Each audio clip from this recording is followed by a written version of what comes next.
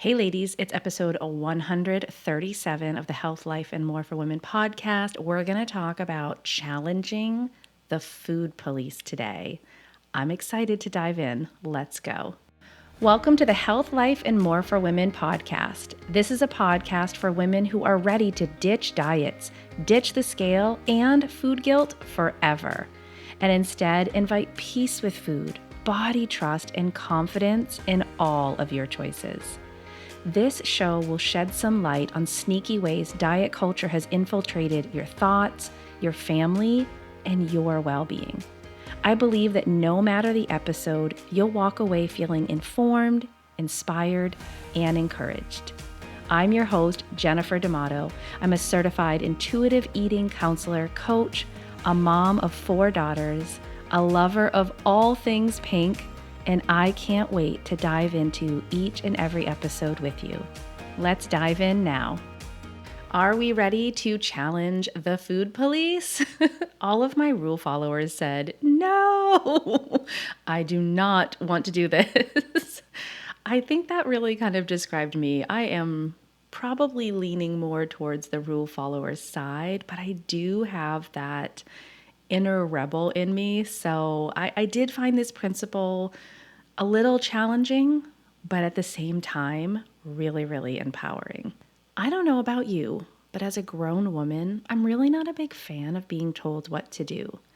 And this is the part about diet culture, right? There's rules to follow. I don't care what diet it is. There are always rules built in. And when we talk about this in the intuitive eating world, this is where we're addressing the food police. Now, the food police, the one, spouting these rules, come in many different forms. They can be people you don't know, right? These influencers, celebrities, somebody just promoting the diet. It can be when you see calories listed on menus. Don't even get me started on how much worse off we are now that those have existed. They were not always that way. If you're a little bit younger listening to this podcast episode, maybe you don't know that, but there was a time we didn't have to see the freaking calories on our menus at a restaurant. Maybe the food police show up for you, and I know they do for me, on the marketing that's used on our food in the grocery store. I see it in gym advertisements. I hear the food police most often, though, in my thoughts, the judgments I have. We've internalized all of these thoughts about food, but more often than not, these are not our original thoughts. They're messages that we've been taught. They're not kind messages either. Can we just be honest about that? These are not compassionate, caring, thoughtful messages. These messages from the food police are judgmental. They make sure to trigger guilt, and shame. They can even be the thing that makes you feel isolated. These are the shoulds and shouldn'ts, right? Like the rules of the diet, the rules about food. Anything that is judgmental about food, judgmental about our eating, judging ourselves, judging others, even if we think others are judging us, when we eat or what we're eating, this is all encompassing of the food police. How do I know this is taught? How do I know this is a learned thought process, learned behaviors, learned responses? It's because this didn't exist when you were a toddler. It didn't exist when you were young, eating and enjoying all foods. We learn this. We learn this from, authoritative, get the word out, authoritative people in our life. And maybe that is our caregiver, our parent, right? We learn this, from our peers. We learn this from diet culture, screaming at us. For me, it was, magazines. Now those magazines are social media, right? We learn this. The good news about the fact that we learn it is we can unlearn it. I love that. If we know it's learned, we can actually unlearn it. When it comes to challenging the food police, no matter where they are, I teach my clients new skills to help them as they're on this journey. It's ones that I wish I had been taught, ones that I wish you had been taught. And I do want to spend some time on this episode of Principle 4 sharing those with you. Hey ladies, have you heard the news? I have an amazing intuitive eating principles series right here on the podcast. And to help you dig deeper into your relationship with food and body, I have created a downloadable workbook that goes right along with the series. This is going to help you dig a little deeper into your own health, your own food story, and eating experience. Included is a weekly release of workbook pages, which will have a summary of key points from the episode, a personal notes section, and here's the most important part, you're going to have bonus reflection questions to go along with each of the episodes. This is going to help you dig a little deeper, understand yourself and your relationship with food and body better. You can purchase this workbook at any time and go through episodes 133 to 143. This workbook that I've created is for someone who is brand new to intuitive eating, just starting to learn. This is also for somebody who has really no idea what intuitive eating is at all. This workbook is also helpful if you have been on the intuitive eating journey and you just want to continue on that and dig a little deeper. Head to healthcoachforlife.com/IE-workbook or head into the show notes of any of the episodes from the series. The first and most important part of challenging the food police is really bringing awareness to what we're thinking.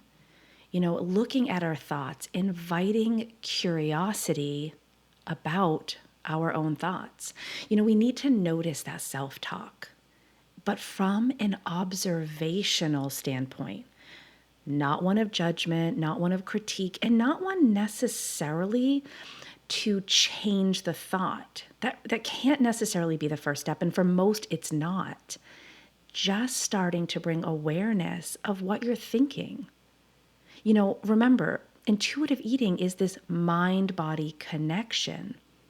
We can't do this work without addressing our mind, without addressing the thoughts. But we have to come at it from this place of, I'm not going to fix this overnight. I'm not going to challenge this rule about food that I've literally held on to, since I was a child. One example that always comes to mind is the Clear Your Plate Club. We're not taught that when we're 25. We're taught that when we're 5. And becoming aware of this thought, why we do this at 25, 45, 65, right? Why are we doing this? Why do we believe this is true? Sometimes just noticing, I think this. I think I have to clear my plate. I think I should be clearing my plate. I can't have, food left over. And oh my gosh, what always comes up with this one is, there's children starving. And, so often we start acknowledging, wait a minute, am I literally holding the weight of food scarcity and people starving in other countries on my plate? Like, my clients start doing that work, but the first part is bringing awareness. Can't really change the thought without seeing the thought and acknowledging, wait a minute, I don't believe this, or questioning it. Do I believe this? How does this fit? Is this harmful? Is this helpful? So that really does bring us into that second skill, which is questioning those thoughts. Questioning, is this my voice? Do I believe this is true for me? Is the thought I'm having a diet thought? I do like exploring sometimes, where did the thought originate? Is it helpful or is it harmful? I think oftentimes we just think these thoughts without any question. And when we start diving into them, oftentimes it's like, no, I don't really believe this to be true at all. Sometimes we need facts, we need science, we need data to help us resolve the thought. Sometimes we need experience, our own or others, to show us that that is not something that's true. In the work I do with my clients, we talk about neural pathways. There's neural pathways in our brain, and we do the work that literally helps change our thoughts. Yes, you can change your thoughts. We don't even need to get into like the super sciencey stuff about it, right? If you've been thinking something, what you believe is your whole life, years and years and years, you can change that thought. Now, I'm going to give you an example, but I also know there's a lot of moms who listen to my podcast. So if you have kids around, this is the time you want to pause this, put your headphones in, wait to finish the episode. This is definitely not one if you have kids that are young, especially, you want them around for my example. So I've given you this time. If you don't have kids around, I think you're good. Make sure they're not grandkids, any little ones around hearing this. Because my example about our thoughts is about Santa. If you grew up in a home that had Santa delivering presents on Christmas, you absolutely 100% believed it to be true. Whether that was for, just a handful of years, many handfuls of years, whatever that is, you believed it. Until it was questioned, until you needed some information to understand what was true, you believed in Santa. Your brain was able to change that pathway. Now, for some of us, it was like super immediate. We don't even remember it happening. That was really my experience. But I actually was witness to my younger sister finding out this truth. Ooh, Nellie. I watched, they were actually, I can still see it. Isn't it crazy how some memories stick with you? I can still see my parents sitting with her in our home in Massachusetts. They were on the back, porch and having a conversation. My mom had cried, it was her last one, of course, but my sister started questioning. And what happened is she, in her brain, like she had to find another way to think because what she found out, it really wasn't true. And the way that came up is she started questioning. So when I hear from people that say, "Wow, I've always believed this and it's so hard," I'm telling you, your brain is amazing and you can change these neural pathways. You can change that thought. You're going to see in the workbook some deep dives of, where you can start with challenging the food police. Because challenging the food police is thought work. It's also ongoing. It's interesting and a bit fascinating to me that, once we deal with one thought and feel even a sense of relief or healing, it can open the door for a new thought to need attention. I'm going to go back to that example of my sister. It started with Santa, and then all of a sudden, it was like Easter Bunny, Tooth Fairy, everything, right? That's what happens. I like to think of it like this. We might not be ready to deal with all the thoughts. So we start with the easiest ones. And as we build up confidence and trust we can address the bigger or more difficult thoughts, then we do. So for you, it might be easiest to start with Clear Your Plate Club. If that's something that you grew up with, if that's something is still true today, that you sit there and you feel done, you don't want any more, but there's something left, you have to eat it, that might be the easiest one for you to start with. One last piece of encouragement about this principle. Now, I know it can feel really difficult to be around diet conversations and especially, challenging to have people in your life making comments about what you're eating, what you're not eating, your exercise, your body, your weight. When we get more and more comfortable challenging the food police that's in our own head, we can start to move that outward and get more comfortable challenging those external voices. If you had told me several years ago, especially just starting this journey with intuitive eating for me personally, that I would be, on social media calling out diet culture and challenging the food police when it comes to Noom or these lifestyle changes, macro counting, even intuitive eating taught as a diet. Like if you had told me, I would have been like, ooh, that feels really uncomfortable. I'm not ready for that. And I'm not saying that's where you're headed. What I want to encourage you is that when you do the work for you, it can start to come out. And I'm not saying that means we're attacking anyone. I have clients, though, who are able to set boundaries in the lunchroom at work. clients who are able to say, you don't get to make comments about what I'm eating or about my body.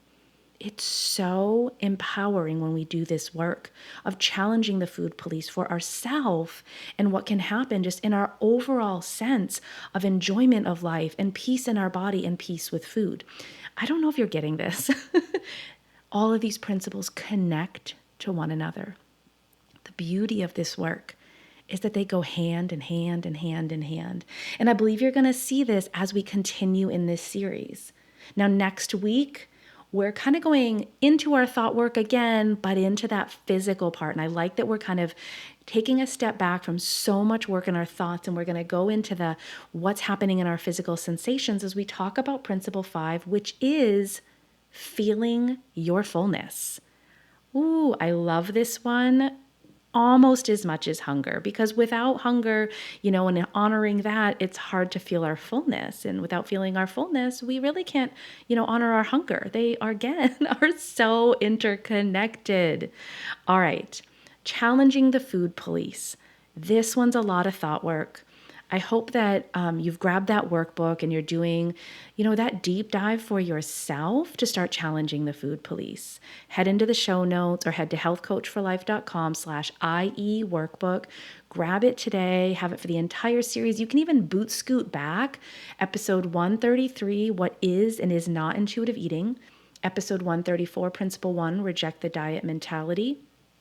Episode 135, Principle 2, Honor your hunger. Principle 3 was episode 136, which was making peace with food. And then, of course, here we are challenging the food police. All right, ladies, until next week.